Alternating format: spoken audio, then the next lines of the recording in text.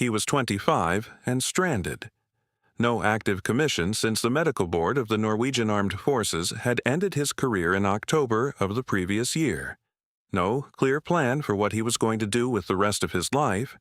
No woman who was waiting for him to come home, and no friend who had been able to find the right thing to say in the 3 months since.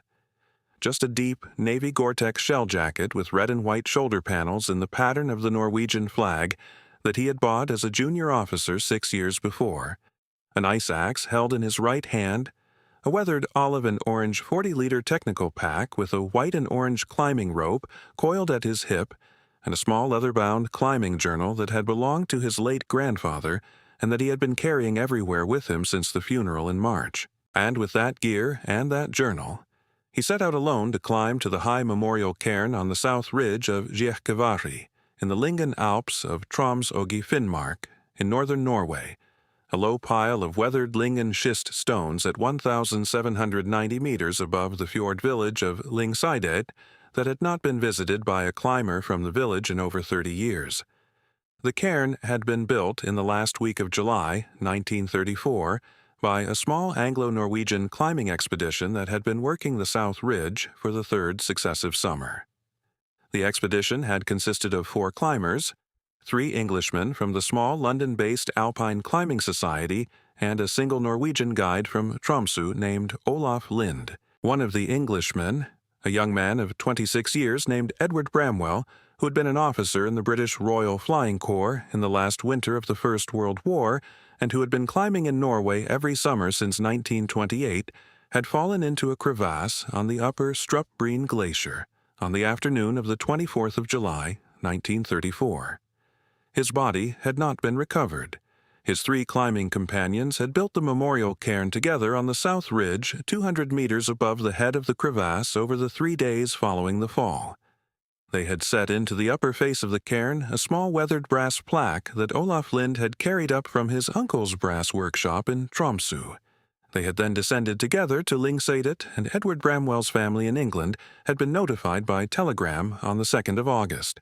But what nobody knew was that, sealed in a small lead and glass capsule beneath the center of that cairn, set into a carved cavity in the bedrock directly under the lower course of stones, placed there by Olaf Lind on the morning of the 3rd day of building, before the rest of the expedition had returned with the final stones, was something that would change the life of a 25-year-old former Norwegian Army officer and of a 90-year-old Englishwoman in Bristol, whose father had died 10 weeks before she was born, and whose name she had carried for 90 years without ever knowing what he had been planning to bring home to her mother in the autumn of 1934. Before we continue, if these stories of climbers and forgotten places matter to you, hit subscribe so the next one finds you. We're climbing to a memorial cairn on a Lyngen ridge in northern Norway that the mountain has been keeping for 91 years. And what was buried beneath the stones has been waiting for almost as long as anyone alive has been alive. Finn Halvorsen had been 25 years old for 2 months. He had been alone for 10. He had graduated from the Norwegian Military Academy in 2021 at the age of 22 and had taken his first posting as a junior infantry officer with the Brigade Nord based in Bardufoss the same autumn. He had been good at the work. He had been promoted to first lieutenant in early 2024. He had been part of a small joint training exercise with British and Dutch units in the Lofoten in late March of the same year when he had taken a fall on a snow-covered scree slope during a fast tactical descent and had landed badly on his left knee. The injury had been the kind of injury that looked small at the time and turned out not to be. The orthopedic surgeon at the regional military hospital in Tromsø had explained to him in May, in the careful flat Norwegian of a man who had had this conversation many times, that the medial collateral ligament had not torn cleanly enough to mend cleanly, and that the secondary cartilage damage in the joint would mean that he would not be cleared for full operational service again. There had been a long, quiet conversation in October at the personnel office in Bardufoss. There had been a generous discharge. There had been the careful, unsmiling presentation of his last commendation by his colonel at a small ceremony in the brigade officers' mess that had been attended by 12 fellow officers and by his mother who had driven up from Tromsø for the day. He had taken a small flat in Tromsø in November with the discharge bonus. He had spent the dark winter months walking the lower coastal trails of the Tromsø district with a small day pack and an old hiking pole, and a careful uncertainty about what came next. He had not told his older sister, who lived in Oslo with her husband and 2 small children, that he had been thinking about anything in particular. He had told his mother, who lived alone in a small apartment overlooking the harbor, only the practical things. He had told one friend, his old climbing partner from the academy named Petter, who had moved to Stavanger in 2022, only because Petter had been the kind of friend who had kept asking. His grandfather, Gunnar Halvorsen, had died in March of the previous year at the age of 89. Gunnar had been a Norwegian mountaineer of the 1960s generation. He had climbed in the Lyngen Alps every summer between 1956 and 1984 and had kept a small leather-bound climbing journal of every route. He had also been, in his later working years, the senior mountain guide at the Norwegian Mountaineering Association's office in Tromsø. He had known Olaf Lind in the last decade of Olaf's life. Olaf had been an old man of 92 when Gunnar had first met him in 1976 and had been 98 when he had died in 1982. The 2 men had spent long, quiet afternoons on the small wooden veranda of Olaf's cottage above the harbor, talking about routes in the Lyngen that they had both walked at 30 years' distance. Gunnar's journal had a small 4-page entry on the 1934 Bramwell expedition that he had transcribed from Olaf's own recollection on a summer evening in 1978. The entry described the route to the South Ridge Cairn in careful Norwegian, the cairn itself with its brass plaque, and a single short paragraph at the end in Gunnar's slightly different younger hand that read, in translation, Olaf said today, on the bench outside the cottage with the harbor lights coming on, that he had buried a small sealed capsule under the center of the cairn on the morning of the 3rd day, before Henry and Charles had come back up with the last of the stones.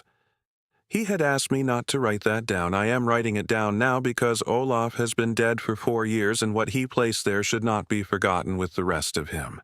Olaf told me only this, that the capsule held a letter and a photograph, and a small thing that Edward Bramwell had been carrying with him on the morning of his last climb, and that Olaf had recovered from the surface of the snow at the lip of the crevasse, where he had reached down to pull Edward back, and had only come up with the small thing instead. End of entry. Finn had been reading and rereading the 4-page entry on slow evenings in his Tromsø flat through the dark winter, and had been thinking about the south ridge of Djekavari since shortly after the discharge. He had not been sure whether he had been thinking about it the way one thinks about a piece of family history, or the way one thinks about a place one might actually go.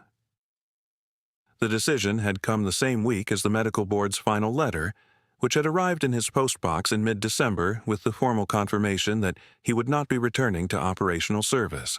He had taken the letter from the postbox and had walked back to his flat and had put the letter on the kitchen table, and had sat at the table for an hour without opening it. He had opened it. He had read it. He had set it down. Then he had walked to the small kitchen drawer where he kept Gunnar's journal and had taken the journal out, and had opened it to the 4-page entry on the 1934 Bramwell expedition, and had read the entry one more time. He had decided that morning, in the cold winter light of his small flat in Tromsø, that he would climb to the cairn in the early summer, when the lower routes had cleared, and that he would write a careful letter to whatever surviving relatives of Edward Bramwell could be traced, and that he would put one foot in front of the other for as long as it took to find out what Olaf had buried under those stones. He had begun the next morning. He had walked into the office of the Norwegian Mountaineering Association on the harbor front in Tromsø in mid-December, and had asked the staff guide on duty, a man named Geir Andresen, who had been a friend and protege of his grandfather Gunnar for 4 decades, whether anyone in the climbing community in Tromsø still knew the route to the Bramwell Cairn. Geir Andresen had been 62 years old.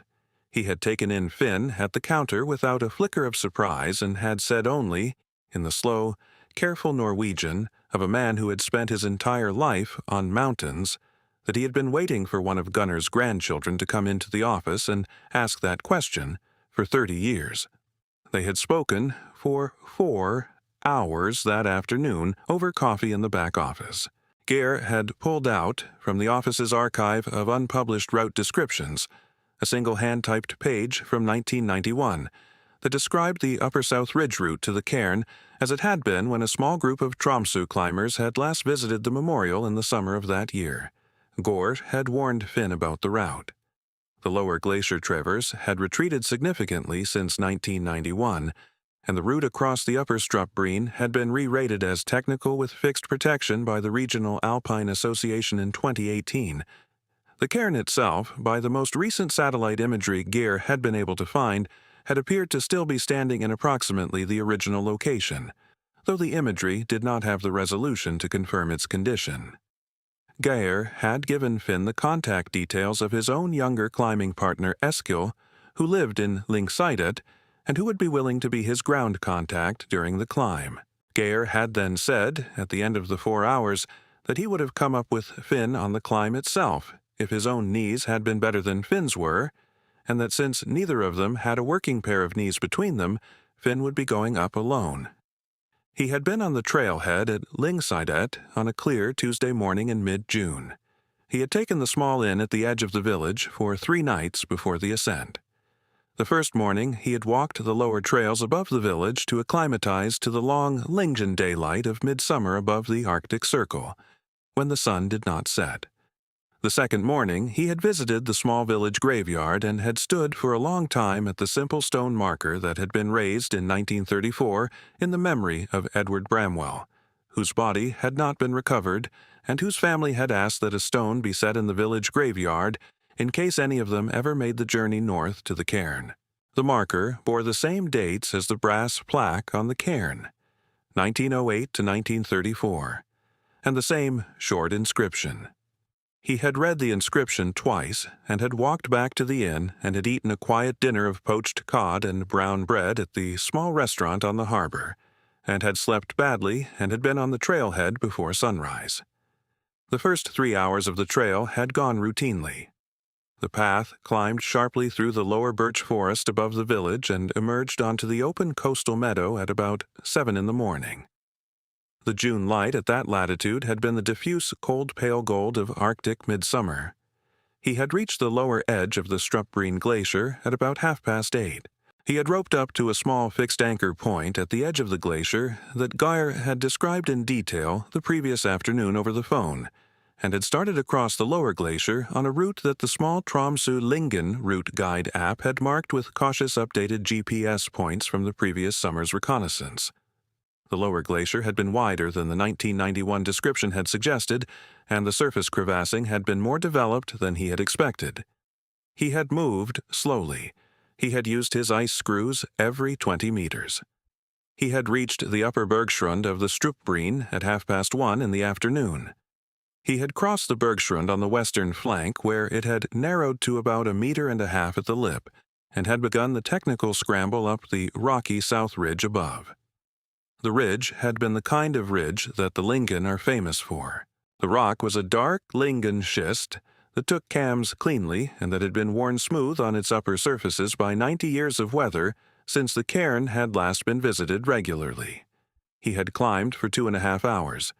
He had reached the open shoulder of the ridge at 1,790 meters at perhaps 4 in the afternoon. The cairn had been visible from 100 meters below the shoulder where the trail had turned to the south. He had stopped where he had stopped and had looked. The cairn had stood, smaller than he had pictured. A low waist-high pile of weathered gray and rust Lyngen schist stones, perhaps 1.20 meters tall and 1.5 meters across at the base, built up in a careful circular layer pattern that the wind of the Lyngen had not displaced in 91 years. The small brass plaque was visible from a distance as a small darker rectangle set into the upper face of the cairn. The cairn stood alone on the open ridge, with the vast white and gray shoulders of Jekavari rising behind it to the north, and the long, dark blue line of the Lyngen Fjord, far below to the east, and the sky a high, pale blue across the whole of the upper Lyngen Alps. He walked the last 100 meters slowly. He stopped in front of the cairn. He pulled off his right glove with his teeth and read the inscription on the brass plaque slowly, even though he had been able to recite it from memory since he had first read it in his grandfather's journal in January. He stood for a long, quiet minute and did not move. He had thought, on the climb up, about what he had been planning to say when he reached the cairn. He had not been able to think of anything. He stood for the minute. Then he knelt at the base of the cairn and pressed his cold right hand against the lower course of stones in the careful gesture his grandfather had taught him for the standing stones at the small Sami sites along the coast. The gesture that says in the language of high places that the person has arrived and is paying respects. The stones were cold. He let his hand rest on them for a long second. He had not noticed until he had moved his hand along the lower course toward the eastern side of the cairn that something on the eastern face had not been what it was supposed to be. 4 stones from the lower course on the eastern side had settled outward by perhaps 15 centimeters in the years since the cairn had last been visited. The settling had exposed a small dark cavity at the base of the cairn structure. The cavity had been hidden behind the stones for 91 years until the freeze-thaw cycles of the last few northern winters had worked the lower stones loose.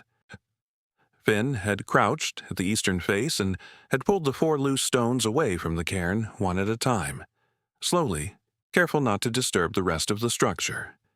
He had laid the stones in a careful pile on the snow beside him. He had then turned on the small headlamp clipped to the front of his helmet and had pointed the beam into the small cavity at the base of the cairn. The yellow beam had picked out a small carved cavity in the bedrock under the cairn, a shallow rectangular niche perhaps 20 centimeters deep that someone had carved by hand into the schist with a small chisel before placing the lower course of stones on top of it. Inside the carved cavity, set into the rock and held in place by the weight of the stones above for 91 years, was a small lead and glass capsule about 15 centimeters long and 6 wide. The lid casing had oxidized to a soft pale gray, but the glass window on the upper face was intact. He had reached his cold bare hand into the cavity and had lifted the capsule out. It had been heavier than he had expected. The lead had been thick and the glass had been 1/4 of an inch thick at the upper face. The capsule had been sealed at the long seam with a thin line of soft lead solder. Through the clouded glass of the upper window, he could see the dim outline of what was inside. He carried the capsule to a flat patch of snow beside the cairn and laid it carefully on the ground. He took out his small folding multi-tool and scored along the lead seam with the thin blade, and worked the seam open over perhaps 15 minutes. The lead came away in a thin coil that he wound around his thumb the way a fisherman winds line. The upper half of the capsule lifted off with a small dry release that the cold of the Lingen air made very quiet. The interior had been lined with a thin sheet of brown waxed paper that had once been pliable and was now stiff but intact. The cold, dry seal had held for 91 years. There were 3 things inside the capsule laid on the brown waxed paper. The top item was a small, thin metal regimental identity disc on a fine chain. The disc was about the size of his thumbnail. It had been stamped along the outer ring with a service number in raised letters, and at the center with the letters RFC for the Royal Flying Corps. The chain had darkened with age, but had not broken. The second item was a small black and white portrait photograph, perhaps 4 inches by 6. The photograph showed a young woman in a wedding dress holding a small bouquet of mountain heather. She had been perhaps 22 or 23 years old in the picture. Her hair had been pinned up the way young women had pinned up their hair in the early 1930s. She had been smiling slightly. The wedding dress had been a simple, pale wool dress with a small lace collar. On the back of the photograph, in faded blue ink in a careful pre-war English hand, had been written, "For Mary, when she is old enough to ask." Helena Bramwell, Bristol, December 1933. The third item, at the bottom of the capsule under the photograph, had been a single folded sheet of cream-colored paper. He had unfolded it carefully. The paper was a letter, 3 pages, in the same careful pre-war English hand that had written the inscription on the back of the photograph. The letter was dated 23 July, 1934, the morning before Edward Bramwell had walked out onto the upper Strupbreen, and it was addressed to a child who had not been born when it had been written. The first line of the letter read, in careful English, "My dear Mary, if you are reading this, then I have not come home." He sat down on the cold snow beside the cairn, with the letter open across his thighs, and did not move for a long time. He came down off the ridge over 2 days. The descent had been slower than the ascent had been because his hands had stopped trusting themselves, and because he had taken the easier western traverse off the upper Strupbreen instead of reverse traversing the line he had taken up. He had bivouacked on a small ledge at the upper Bergschrund on the first night under a clear midsummer Arctic sky that had not gone dark. He had carried the capsule, the photograph, the disc, the letter, and the 4 displaced stones inside his pack against his back. He had restored the eastern face of the cairn as well as he could before he had left, replacing each of the 4 lower stones in the careful circular layer pattern that Olaf Lind and Henry and Charles had built in 1934 and that the wind had not displaced for 91 years. He had not pretended that the cairn looked the way it had on the morning he had arrived. He had reached Lyngseidet at 9:30 in the evening on the second day, and had walked into the small inn at the edge of the village with his face windburned and his hands raw, and the small lead and glass capsule wrapped in his fleece shirt against his chest under his shell jacket. He had slept for 14 hours. He had called Geir Andresen in Tromsø at noon the following day. Geir had driven down to Lyngseidet that evening. Geir had looked at the capsule and the contents on the small wooden table of the inn's empty dining room for a long, quiet minute. He had read the dedication on the back of the photograph. He had read the first line of the letter. He had set the letter down very carefully and had pressed his palms flat against the wood for a long moment. He had then said, in his careful, slow Norwegian, that he had not seen this coming. He had thought the capsule held something more abstract. A regimental token, a piece of climbing gear, a small piece of paper with a name on it. He had not thought it had held this. He had said that he would help Finn find Mary Bramwell. Gore had spent the next 4 days working through the network of British climbing history archivists he had built up over 30 years at the Norwegian Mountaineering Association. He had used the regimental service number on the RFC disc to confirm through the Royal Air Force Museum at Hendon that the disc had belonged to Lieutenant Edward Bramwell, Royal Flying Corps, commissioned 1916, demobilized 1919, born Bristol, 1908, died Norway, 1934. Geir had then used the Bristol Parish records to confirm that Edward had married a woman named Helena Robertson at St. Mary Redcliffe in Bristol on the 18th of December, 1933, that Helena had given birth to a daughter named Mary on the 2nd of November, 1934, 10 weeks after Edward had been recorded as missing on the Strupbreen, and that Helena had never remarried. Helena had died in Bristol in 1979 at the age of 69. Mary Bramwell had married a man named Peter Davies in 1957, had had 2 daughters and 1 son with him, had retired in 2002 from a long career as a librarian at the University of Bristol Library, had lost Peter to cancer in 2014, and now lived in a small Victorian stone-terraced house on a quiet residential street in Clifton, Bristol, in the careful daily company of her younger daughter Anne, who had moved in with her in 2018. Mary was 90 years old.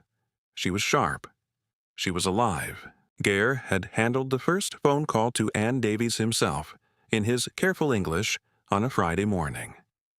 The call had lasted 23 minutes. He had then put the phone down very carefully and had told Finn that Mary had asked them both to come to Bristol as soon as they could. Finn flew with Gar from Tromsø to London the following Tuesday. They took the train from Paddington to Bristol Temple Meads on the Wednesday morning. They walked from the station up through the city to Clifton with the lead-and-glass capsule wrapped carefully in a small canvas messenger bag that Finn had carried since his academy days. Mary's house was a small honey-colored bathstone terraced house with a polished black front door and a small bay window with white painted sash frames. Anne Davies opened the door. She had been waiting for them. She did not say much. She led them through a narrow hallway into a small bright sitting room with pale blue wallpaper and tall sash windows, and a small fire burning low in the grate. A very old woman sat in a wingback armchair beside the window with a small wooden walking stick at her side and her hands folded in her lap. She had thin white hair pulled into a soft, low bun. She had hazel eyes that were entirely awake. She had been wearing a pale blue wool cardigan over a high-necked cream blouse with a thin silver chain at her neck. She had looked at Finn and Gare in the doorway of the sitting room for a long, quiet second, and had not said anything. Anne brought a silver tea tray from the kitchen and set it on the small wooden table by the window and motioned for them to sit. Finn took the canvas messenger bag from his shoulder. He took out the small lead and glass capsule and set it on the table. He took out the small folded letter and the photograph and the RFC disc on its fine chain. He laid them on the table in front of Mary in the order Olaf Lind had placed them in the capsule 91 years before. Mary looked at the items for a long time without moving. She read the dedication on the back of the photograph. She read it again. She picked up the photograph and held it in both hands and looked at the face of the woman in the wedding dress for a long minute. She set the photograph down very carefully. She picked up the RFC disc and turned it over in her fingers and read the service number on the outer ring. She set the disc down. Then she picked up the letter. She unfolded it. She read it slowly with a small magnifying glass that Anne handed her from a drawer in the table. She read it once. She folded it. She read it a second time. The third time, she laid it flat on the table between them and did not say anything for several minutes. Then she told them what was in the letter.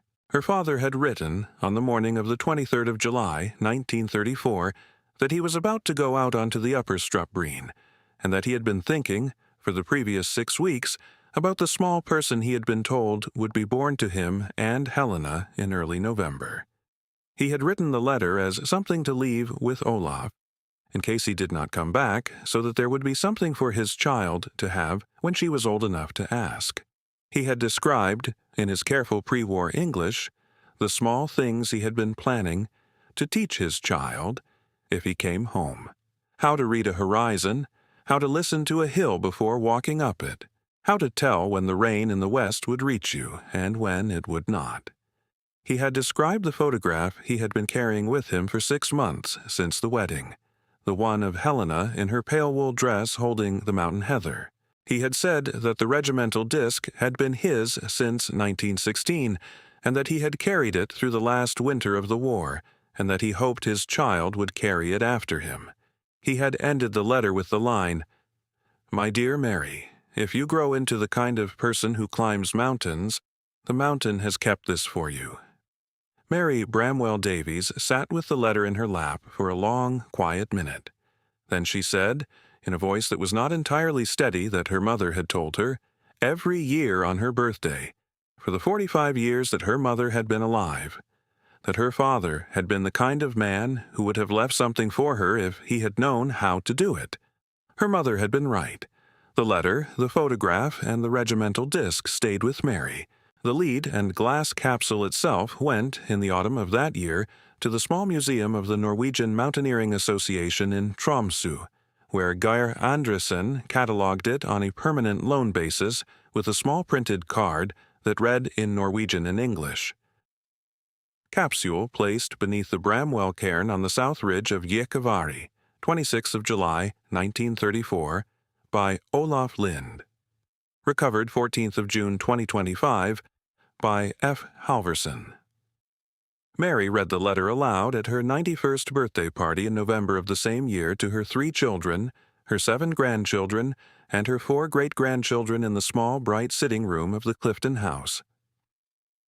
Finn took a position with the Norwegian Mountaineering Association in Tromsø in early autumn under Geir Andresen as a junior assistant guide and route documenter, on a 4-year contract that did not require the operational mobility his knee could no longer give.